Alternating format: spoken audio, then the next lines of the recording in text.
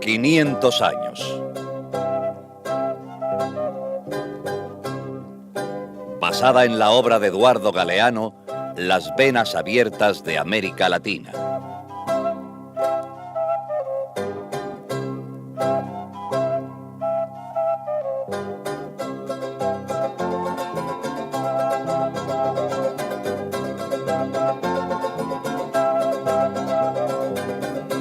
Tierra sin hombres. Y hombres sin tierra.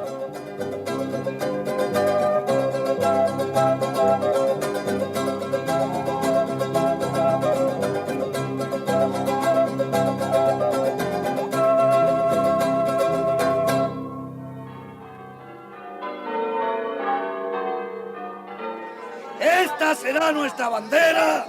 La Virgen irá con nosotros. Irá delante de nosotros. El sacerdote alzó el estandarte ante el gentío. El lienzo fulguraba. Desde él, Nuestra Señora de Guadalupe, la Virgen Morena, sonreía a los indios. Ella llegó a México hace 300 años y lo ha visto todo con sus ojos. El padre Miguel Hidalgo tenía casi 60 años cuando puso al frente de los indios de su parroquia la bandera de la Virgen de Guadalupe y comenzó la lucha por la independencia de México.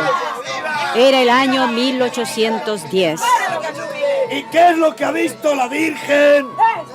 Ella vio llegar a los españoles, los vio robarse la tierra de los indios. Eran las milpas de maíz de nuestros abuelos y hoy son las haciendas de esos codiciosos terratenientes. Hermanos, ¿queremos recuperar esas tierras? ¡Sí! ¿Queremos volver a ser los dueños de esas tierras que los odiados gachupines nos robaron? ¡Sí! El padre Miguel Hidalgo sabía muchas cosas. Hablaba la antigua lengua indígena de los otomíes, que habían sido exterminados por los conquistadores. Había enseñado a los indios a cultivar la uva y a criar el gusano de seda, a fabricar la loza y las tejas. El cura Hidalgo les estaba enseñando ahora a empuñar las armas para recuperar sus tierras. ¡La tierra! ¡Por la tierra vamos a pelear! ¡Y la Virgen de Guadalupe peleará con nosotros! En menos de 6 semanas, 80,000 hombres seguían al padre Miguel Hidalgo. ¡A la Virgen de Guadalupe! ¡Fueron los españoles! El cura revolucionario, al frente de la avalancha insurgente de indios sin tierra, suprimió los impuestos, decretó la libertad de los esclavos, repartió tierras en Guadalajara y se abalanzó sobre México.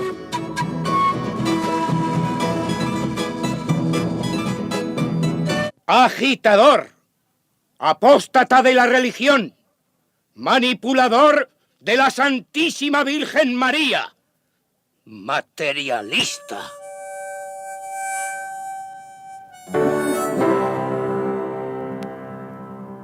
Los obispos de México, que eran españoles y eran también grandes terratenientes, lo calumniaron, lo persiguieron. El obispo de Michoacán lo excomulgó y lo mandó a fusilar.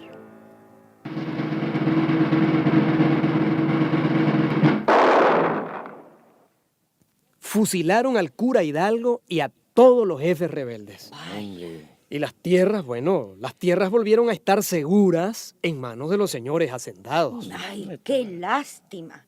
Me gustaba ese cura rezador y peleador. Así debían ser todos los reverendos. Pero oiga una cosa, señora. Hidalgo no fue el único. Ah, ¿no? No.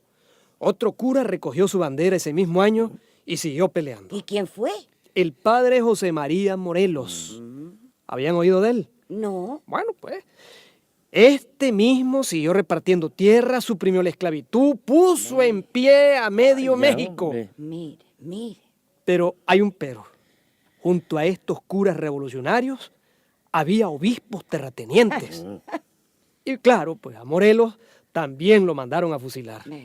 Entonces, ¿en qué quedó la independencia de México, digo yo? Bueno, la independencia se consiguió unos años después.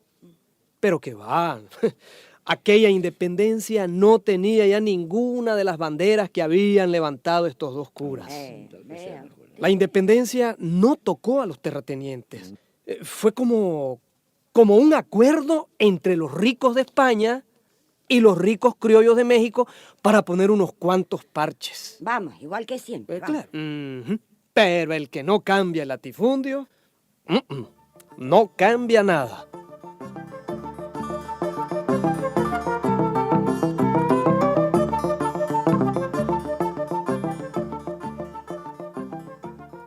¡Silencio! ¡Silencio! Se acusa a los latifundistas de América Latina. A todos se les acusa de bienes mal habidos.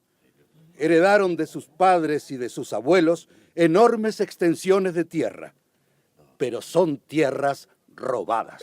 ¿Pero con qué derecho habla así? ¿Pero cómo se atreve? Nuestras familias han sido dueñas, han sido propietarias desde muy antiguo. Desde hace 500 años, ¿verdad? Sí, señor. ¿Y antes? ¿De quién era? Bueno, eso ya no importa, eso es agua pasada. Pero mire, aquí están los títulos de propiedad.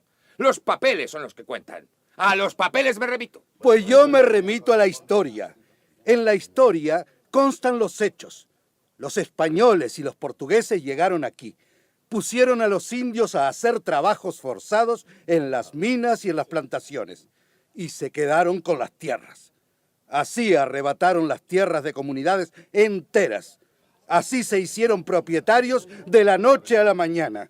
Millones de hectáreas robadas. ¿Pero por qué sigue hablando de robo? Nosotros heredamos esas tierras de nuestros abuelos. Pero sus abuelos se las robaron a los indios. Y el que hereda a un ladrón y no devuelve lo robado es tan ladrón como el primero. No, señor, ¿pero qué está diciendo? No, Se señor. acusa a los latifundistas de América Latina. Se les acusa de traición a la patria. Ah, pero es lo que faltaba por oír. Si fuimos nosotros los que logramos la independencia de España. Nosotros alzamos, nosotros levantamos la bandera de la patria. Pero la patria no es una bandera. La patria es la tierra. Y ustedes alzaron las banderas y cantaron los himnos, pero no entregaron la tierra robada. Así traicionaron a los pobres, a los que de verdad derramaron su sangre por la independencia. Presentan esta acusación Juan, María, el Chepe, Felipe, Juliana. La lista es muy larga. Todos ellos campesinos sin tierra de América Latina. Acusación aceptada. Continúa la sesión.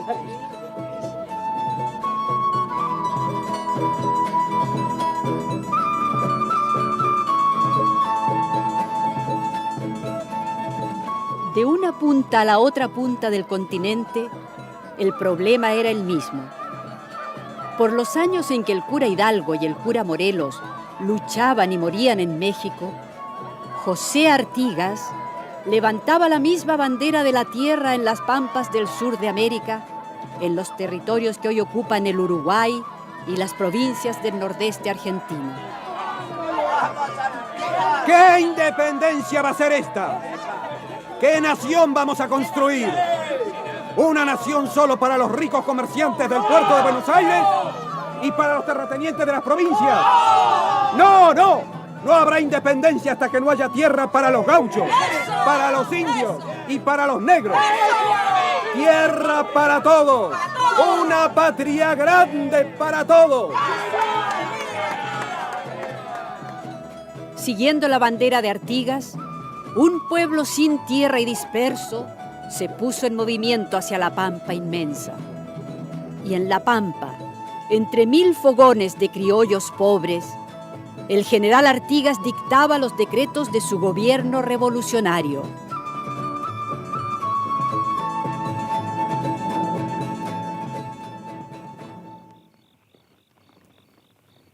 Se quitarán las tierras, todas las tierras que sobren a cualquier propietario, y sin pagarles un peso. Anoten ahí. Que cada alcalde revise los terrenos de su jurisdicción y que reparta las tierras teniendo en cuenta esto, que los más infelices sean los más privilegiados. Escriban que todos, los negros, los zambos, los indios, los criollos pobres, todos serán propietarios. Así nació, en 1815, la primera reforma agraria de América Latina.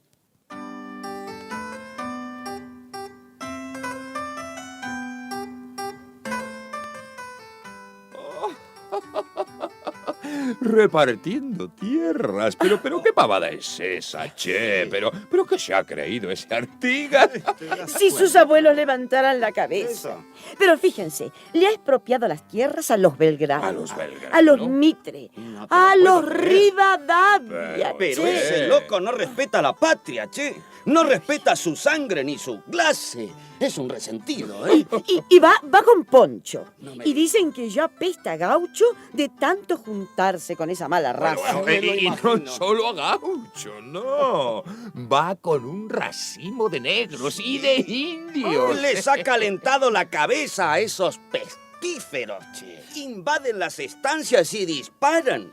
Y dicen que la tierra es suya por ley. ¿Pero qué ley? ¿La ley de Artigas? ¿Qué es ¿Qué eso? chiste?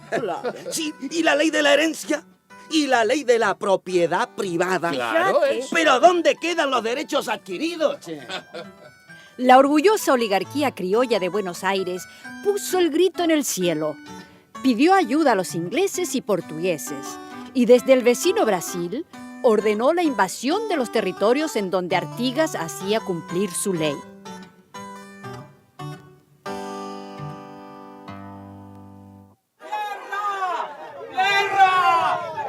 ¡Por la tierra, hermanos! ¡Por nuestra tierra! La resistencia de los campesinos duró 4 largos años. Los pobres sabían bien que en aquella guerra se jugaba su verdadera independencia y pelearon con lanza y cuchillo, en montonera, contra el bien armado y numeroso ejército del Brasil. Pero vencieron los terratenientes y los gauchos no conservaron otras tierras que las de sus tumbas. Artigas, solo, se fue para siempre a morir en el exilio. Usted se va vencido y su tierra se queda sin aliento. Su tierra, nuestra tierra del sur. Usted le será muy necesario, don José. Usted le hará falta, porque usted, don José Artigas, con su poncho rotoso, usted, general de los sencillos, es la mejor palabra que el Uruguay ha dicho.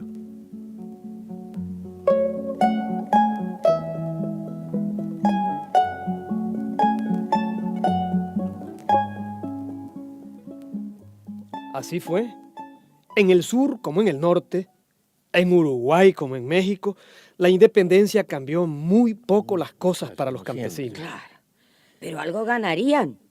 O tampoco. Le voy a decir una cosa, señora. Realmente no mucho. Porque se fueron los españoles, pero vinieron otros. Sí. Ya. Los franceses, los ingleses, los americanos. Pero todos eran iguales. Todos latifundistas.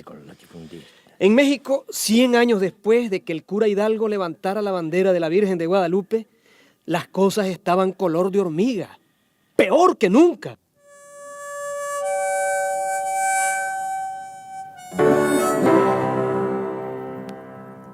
La situación de los campesinos mexicanos en 1910 era insostenible.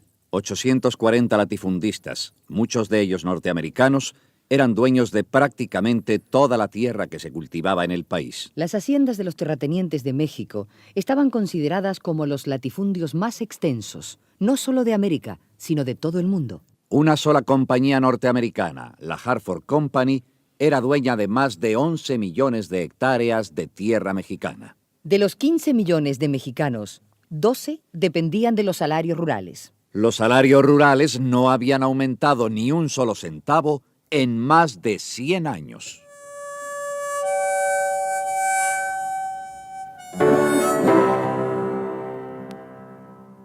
Por eso, en 1910, estalló la revolución. Y en la región de los latifundios azucareros, Emiliano Zapata levantó la bandera de la tierra al frente de los campesinos mexicanos.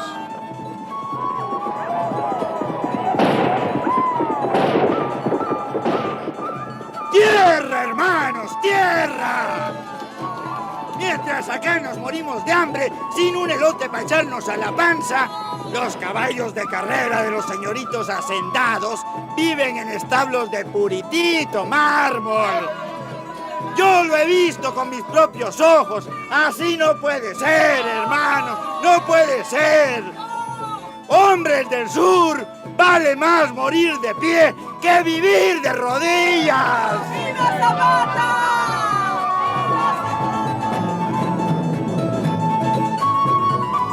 ¿Qué dices, orgulloso de Zapata? ¿Que los campesinos quieren tierra para sembrar? Ándele pues, que siembran en macetas. ¿Qué dice el señorito hacendado? ¿Que no entrega la tierra? Pues dígale que la tierra se reparte con un rifle. ¡Viva Zapata! ¡Viva! ¡Tierra y libertad! Y las banderas rojas y negras de la primera revolución de América Latina ondearon en el sur de México.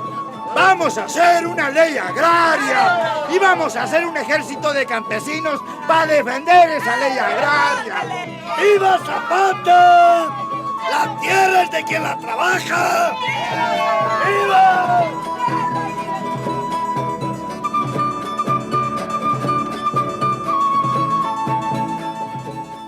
En el norte, otro guerrillero campesino, Pancho Villa, repartía también las tierras.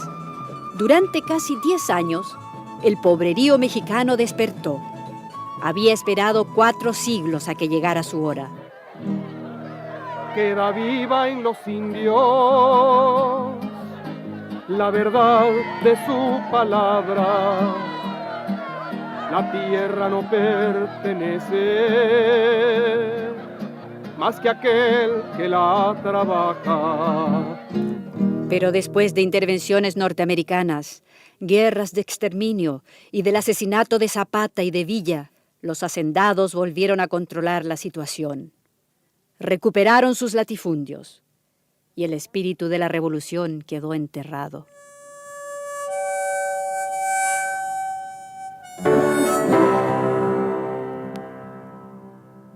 Y tanto que se oye a veces de la Revolución Mexicana. Y hasta un partido revolucionario tienen. Es cierto. Pero, por lo visto, eso es solo una revolución de boquilla. Ciertísimo, ciertísimo. De boquilla y de papeles. Pero aquellas banderas no se perdieron. No. Las banderas campesinas son, ¿cómo podría decirle? Son como las semillas. Eso, como las semillas. Cuando parece que las entierran, repuntan con más fuerza. Mire, solo unos años después de Zapata, levantó la bandera el general Sandino, el general de los hombres libres.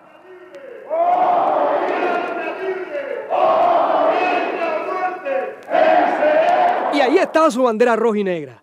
Ahí está, alzada en Nicaragua. Y los campesinos empiezan a comer y los campesinos empiezan a ser dueños de la tierra. Pero la reforma agraria va, de todas maneras va. Pero la reforma agraria va, de todas maneras va. La revolución cubana también alzó la bandera rojinegra y empezó precisamente con una ley de reforma agraria repartiendo la tierra a los campesinos.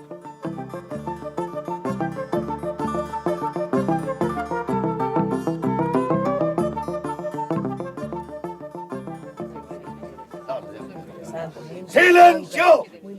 ¡Silencio! ¡Protesto, señor juez! ¡Protesto! Este programa que estamos oyendo es tendencioso.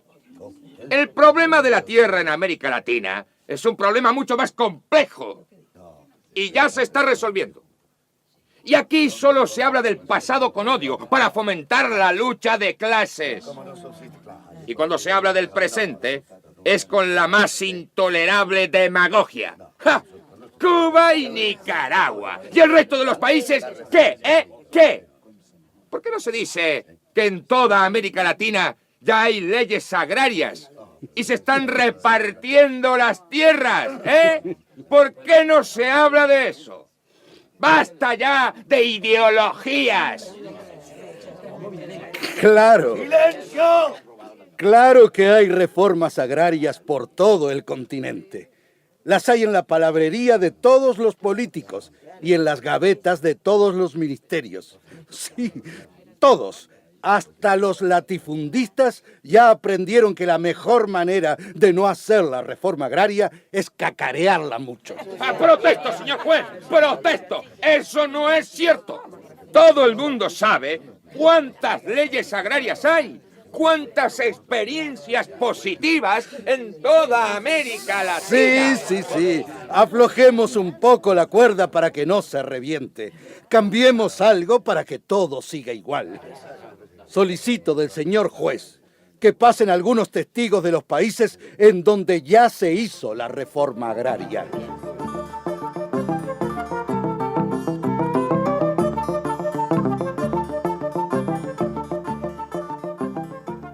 Bem, en el Brasil somos 10 millones de familias sin tierra, sin nada. 10 millones. Muchas familias. Voy a poner un ejemplo. En el Nordeste hubo una reforma agraria hecha por los militares.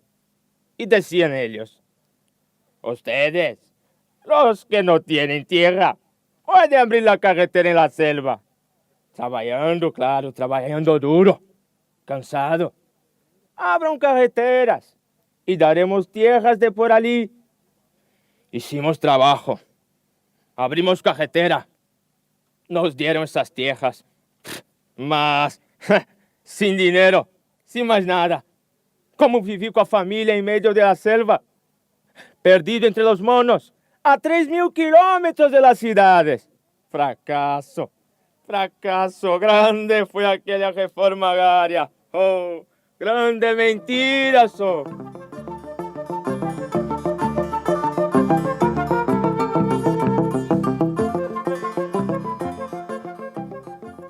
Gobierno ecuatoriano repartió tierras. Puchicas, dieron las tierras altas, las peores tierras, ca.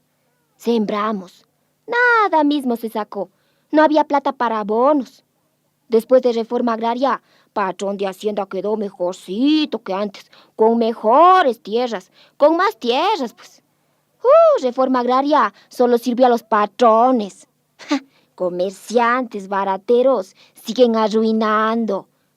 Y nosotros seguimos con hambre. Se mueren los guaguas.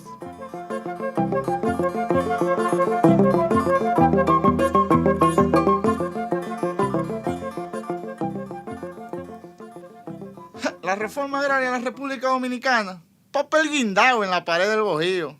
Eso fue lo que me tocó a mí. La tierra. Ni de lejos la vi.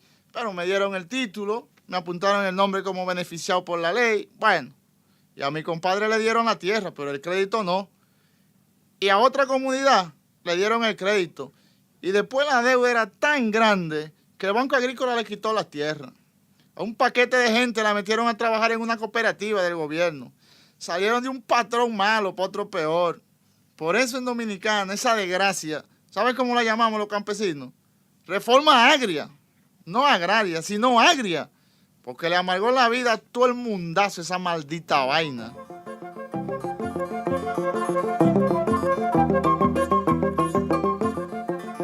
Yo soy salvadoreño.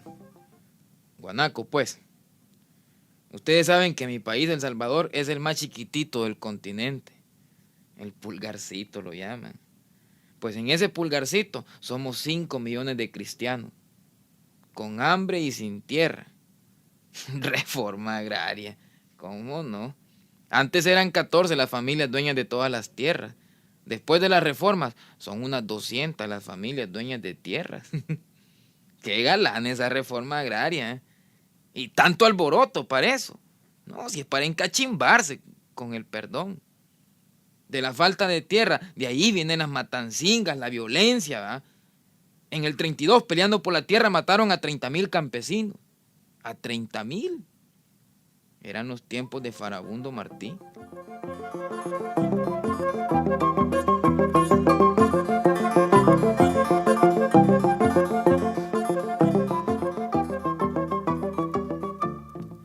¿Y qué dirían los campesinos de otros países? ¿Qué dirían los argentinos, los venezolanos, los bolivianos? No, el problema está ahí, sigue ahí. Es el problema mayor de América Latina, porque la reforma agraria es la primera bandera. La primera bandera es la tierra. Pero la reforma agraria no es solo la tierra, es el crédito, es la semilla, son los transportes, son los mercados, es todo. Es toda la estructura económica y social de un país. Vean estos datos, señores. La producción del campo latinoamericano es hoy menor que antes de la Segunda Guerra Mundial. Vamos para atrás. Hoy se producen en América Latina menos alimentos que nunca. Y hoy la población es mayor que nunca. Nuestras tierras están sembradas con café, con algodón, con azúcar. Pero no se siembran alimentos. Hay que comprar fuera lo que comemos. Y hay millones dentro muriéndose de hambre. Tenemos tierras riquísimas, pero no se cultivan. Solo el 5% de las tierras latinoamericanas está cultivado. Solo el 5%. ¿Qué es esto? El desperdicio de tierra más grande de todo el planeta. Desperdicio de tierras y desperdicio de hombres, porque no hay trabajo en el campo. Tierra sin hombres y hombres sin tierra. Y la poca tierra que se siembra, acaparada por unos cuantos. Esto es un crimen. El latifundio es el pecado original de la colonia. Y es el pecado mortal de nuestro continente. Está matando a millones y así no puede ser. ¡Protesto, señor juez! ¡Protesto! Esa información está manipulada. ¡Silencio! Pido la palabra, señor ¡Silencio! juez. ¡Cállese! Yo también Por pido favor, la palabra. usted, cállese. Señor juez, Usted no también. he terminado todavía. La palabra la tienen ahora Juan, María, el Chepe. Que hablen ellos. Hablen ahora ustedes. Sí, ustedes, los campesinos sin tierra de toda América Latina. Ustedes tienen la última palabra.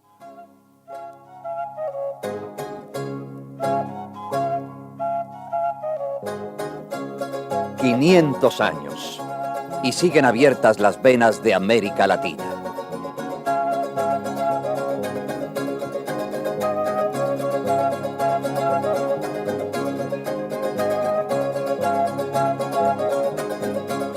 Una producción Coradep, escrita por José Ignacio y María López Vigil.